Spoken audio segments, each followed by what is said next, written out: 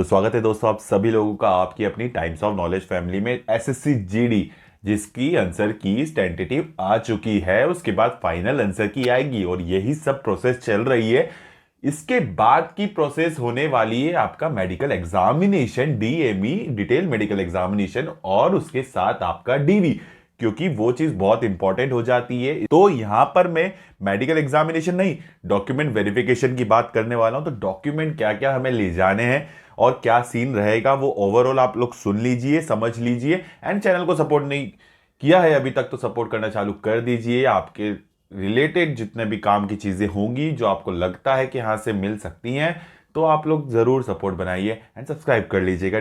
बाकी डिस्क्रिप्शन में और अदर लिंक्स हैं, टेलीग्राम ग्रुप्स हैं, ज्वाइन कर सकते हैं।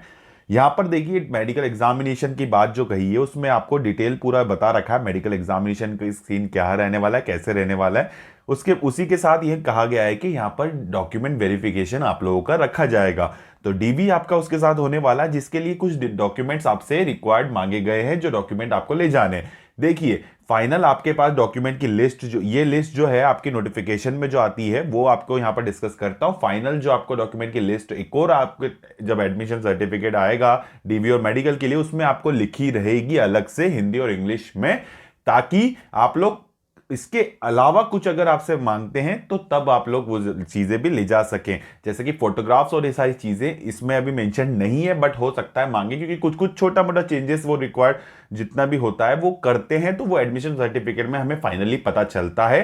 तो इस बार का जब आएगा तब हम वो भी डिस्कस कर लेंगे। तो यहां पर देखिए सबसे पहली कुछ यहां पर पॉइंट्स हैं, तो वो इंपॉर्टेंट देख लीजिए। कास्ट सर्टिफिकेट की बात भी मैं करूंगा, जितने लोग यहां पर उस चीज की को भी सुनना चाहते हैं वो भी सुन लीजिएगा। एंड डोमिसाइल सर्टिफिकेट की भी रिक्वायरमेंट है यहाँ एक्स्ट्रा, तो वो भी देख लेंगे।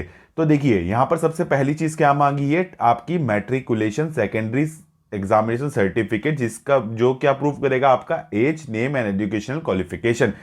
10वीं की मार्कशीट आपकी यहां पर ओरिजिनल मांगी है। आप 10वीं की मार्कशीट के डॉक्यूमेंट्स ले जाइएगा जो भी आपके पास हैं। और देखिए फॉर्म भरा होगा रजिस्ट्रेशन, तो वो भी उसी के बेसिस पे उसी के डाटा आपने फिल करके भरा होगा, तो ये चीज आपको ले जानी है। अब एक इंपॉर्टेंट चीज बताऊं, अगर आपकी कुछ गलती या कुछ मिस्टेक या कुछ इस काइंड ऑफ चीजें हुई होंगी, अगर आपने कुछ गलत भर दिया था और नाम या कुछ ऐसा सीन, तो उसके लिए एफिडेविट बनवा लीजिएगा। एफिडेविट बनवा के आप लोग साथ में ले जाइएगा, ठीक है, ताकि डीवी में आपको तकलीफ ना हो। यहां डोमिसाइल सर्टिफिकेट की बात करी गई है आपकी, जहां के आप निवासी हैं, तो वहां का डोमिसाइल सर्टिफिकेट, आपका परमानेंट रेसिडेंस सर्टिफिकेट की बात जो है ये मांगी गई है। ये आपके स्टेट से ही बनता है। अगर आपका बना नहीं है, अपडेटेड नहीं है, बनवाना चाहते हैं, तो आप लोग ये चीज बनवा लीजिए, क्योंकि ये बहुत जरूरी है, आपको रिक्वायर्ड रहेगा डीवी में। तो आप लोग ये बनवाकर स्टेट की अथॉरिटी से ले जाएंगे, है ना। तो इसके लिए फॉर्मेट की बात नहीं है, स्टेट का जो रहता है वो उसी का चलेगा। हाँ, रही बात आपकी जो सेंट्रल फॉर्मेट की, वो आपके कास्ट सर्टिफिकेट के लिए रिक्वायर्ड होगा, जिसकी बात अब हम करने वाले हैं। अब देखिए एनसीसी वाले भी कई लोग होंगे। एनसीसी का वैलिड सर्टिफिकेट आपका है, अगर आप एनसीसी के लिए आपने ऑप्ट किया था उसमें एप्लीकेशन फॉर्म में, तो आप लोग एनसीसी का सर्टिफिकेट भी ले जाएंगे। इसके बाद नेक्स्ट चीज आती है, वो है आपकी सर्टिफिकेट फॉर सर्विंग डिफेंस। अगर डिफेंस पर्सनल आप लोग हैं, ठीक है, तो डिफेंस के उसके लिए सर्टिफिकेट ले जाना है। एनेक्स 3 में उसका फॉर्मेट दिया हुआ है, तो उन लोगों के लिए है जो डिफेंस में है या एक्स सर्विसमैन वाले हैं, उनके लिए भी दे रखा है। तो आपके लोग एनेक्स देख लीजिए, वो सर्टिफिकेट डाउनलोड करके आप बनवा के आप लोग ले जाएंगे, अगर आप डिफेंस में और आपका ऑलरेडी आप एक्स सर्विसमैन कैंडिडेट हैं।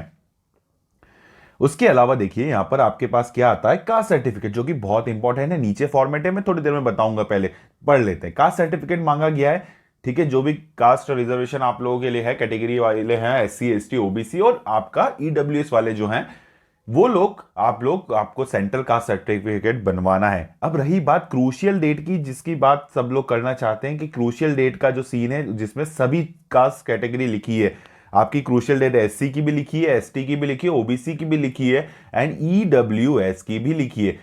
तो हर किसी की क्रूशियल डेट इंपॉर्टेंट है कि हमें बता दूं। यहां पर देखिए ओबीसी और यहां पर ईडब्ल्यूएस वालों के लिए क्रूशियल डेट का बहुत ज्यादा महत्व है, और ये जरूरी है उन लोगों के लिए। एसटी एससी वालों के लिए कहीं ना कहीं तक वहां पर फ्लेक्सिबिलिटी रहती है। आप लोगों का सर्टिफिकेट अगर उस डेट के पहले नहीं बना है, तो भी आप लोगों के लिए यहाँ पर कोई प्रॉब्लम आगे चल के नहीं होगी। वहां थोड़ी सी रियायत दी जा सकती है क्योंकि वहां पर सैलरी से रिलेटेड, आपकी इनकम से रिलेटेड, इनकम से रिलेटेड वहां पर सीन नहीं होता। ईडब्ल्यूएस और ओबीसी में वो चीजें रहती है, नॉन क्रीमी लेयर होती है, ईडब्ल्यूएस स्टेटस होता है, तो उस कारण से। अब बात आती क्लोजिंग डेट, तो देखिए एप्लीकेशन की जो क्लोजिंग डेट थे वही इसकी क्रूशियल डेट है। क्या क्लोजिंग डेट है हमें बता रखी है, देखिए यहां पर 31 अगस्त 2021, 31 अगस्त 2021 आपकी क्रूशियल डेट है। इसके पहले अगर आपका सर्टिफिकेट बना है तो कोई प्रॉब्लम वाली बात नहीं है। आपका सेंट्रल कास्ट सर्टिफिकेट की बात कर रहा हूं, और इसके बाद बना है तो उसके बाद भी मैं बताऊंगा कि बाद वालों का लिए भी क्या सीन रहेगा, क्या रहेगा। यहां पर देखिए फॉर्मेट देख लेते हैं हम जल्दी से।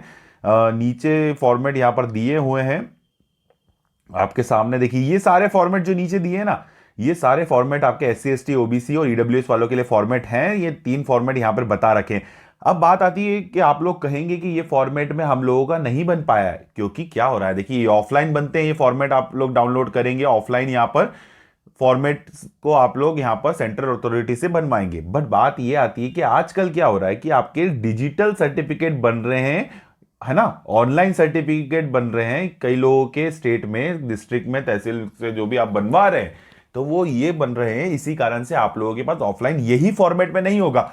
बस ध्यान रखना है आपको, आपका सेंट्रल होना जरूरी है। सेंट्रल लिस्ट में आपकी कैटेगरी है और आपको सेंट्रल का सर्टिफिकेट बन गया है, भाई भले ही वो आपका ऑफलाइन मोड हो, चाहे एसएससी का दिया हुआ या अदर ऑफलाइन मोड हो जो आपका जो कैटेगरी का रहता है सेंट्रल का, या फिर आपका डिजिटल बना हो आपकी स्टेट से, ठीक है। पर बात ये आती है वो सेंट्रल के लिए वैलिड होना चाहिए तो आपका मान्य होगा।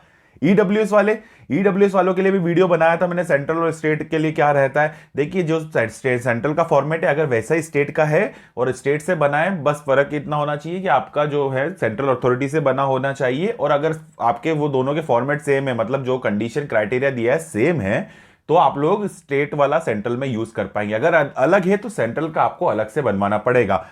अब ईडब्ल्यू देखिए ओबीसी के लिए क्रूशियल डेट आपकी 31/8/2021 थी, ठीक है। इसके बाद जिसका बना है उन लोगों को प्रोविजनल किया जाएगा। प्रोविजनल का सीन क्या है वो भी मैं बताऊंगा, थोड़ा सा सब्र कीजिए।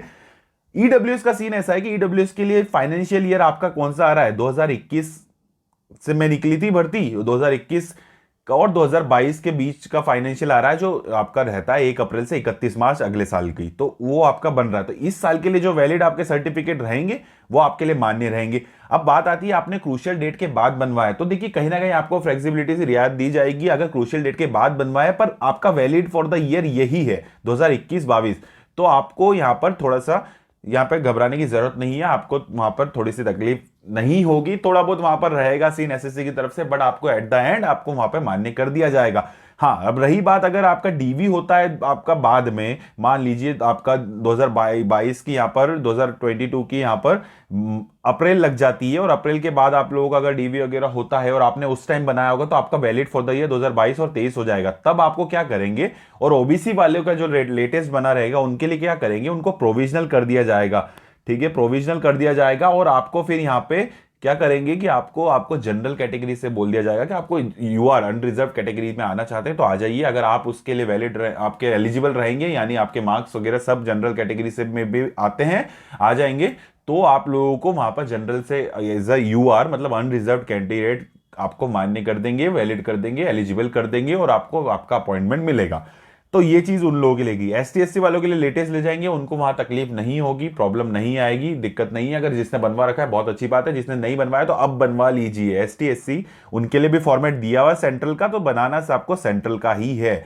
ध्यान रखिए, इतनी सारी बात मैं बहुत सारे वीडियो में कास्ट सर्टिफिकेट से रिलेटेड कर चुका हूं ऑलरेडी, और आधे से ज्यादा लोगों को ऐसा लगता है कि मैं कास्ट सर्टिफिकेट से रिलेटेड ही बातें करता हूं, तो बहुत सारे डाउट आते रहते हैं, मतलब उससे रिलेटेड ही यहाँ वीडियोस बनाता है। ऐसी नहीं है, आप लोगों को काफी डाउट्स रहते हैं और यहाँ पर आप लोग गलतियां कर देते हैं, इस वजह से मुझे बार बार वीडियो बनाने पड़ते हैं और मुझे बार बार एक ही चीज समझानी पड़ती है। तो जो लोग रिपीटेशन पे देख रहे हैं वो वीडियोस देख चुके हैं तो समझ गए होंगे क्या चीजें हैं, क्या कैसा क्या सीन रहता है। मैं सब चीजें बहुत अच्छे से समझा चुका हूँ और हर बार समझाता आया हूँ, और इस चीज़ों में लापरवाही नहीं करनी है, बिल्कुल ध्यान रखना है, अवेयर होकर चलना है। आप अगर कोई भर्ती देने चाहते हैं तो ऐसा मत सोचिए एग्जाम फॉर्म भरवाया आपने सेंड कहीं पे जाकर और एग्जाम दे दिया और आप सिलेक्ट हो गए, ऐसा नहीं है। बहुत सारी चीज़ें लिखी होती हैं, वो आपको पढ़ना समझना बहुत ज़रूरी है, और इसीलिए हम लोग ये सब चीज़ें बताते हैं। तो आप लोग थोड़ा सा अवेयर रहिए आपकी तरफ से, ताकि आप लोगों को तकलीफ ना हो।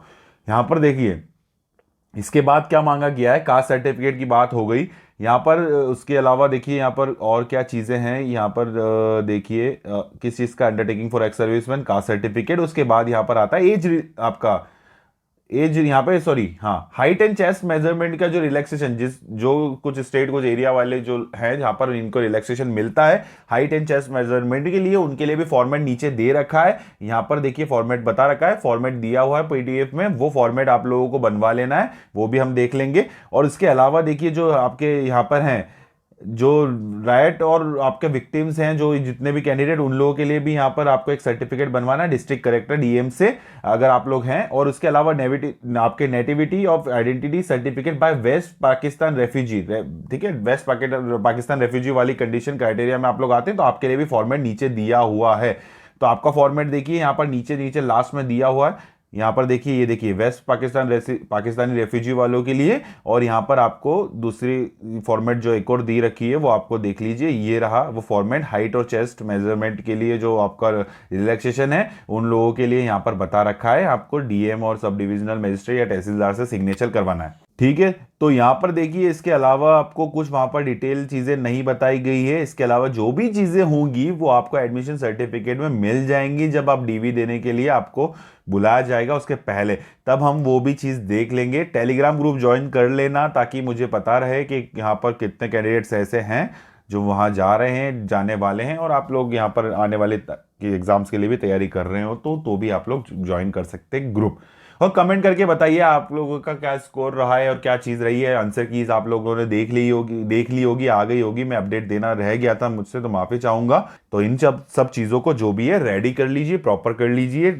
तो है हाइट एंड चेस्ट के जो रिलैक्सेशन वाले हैं उन लोगों को भी बनवाना होगा, तो वो बनवा लीजिएगा और ले जाइएगा। डोमिसाइल और इन सब में क्रूशियल डेट, इन चीज़ों में ज़रूरत नहीं है, इन चीज़ों में क्रूशियल डेट का सीन नहीं है, तो आप लोगों ने नहीं बनवाया तो बनवा लें। कास्ट सर्टिफिकेट में इंपॉर्टेंट थी बात, तो मैंने वो समझा दी है कैसे क्या सीन रहने वाली है। आई थिंक आप लोग समझ जाएंगे।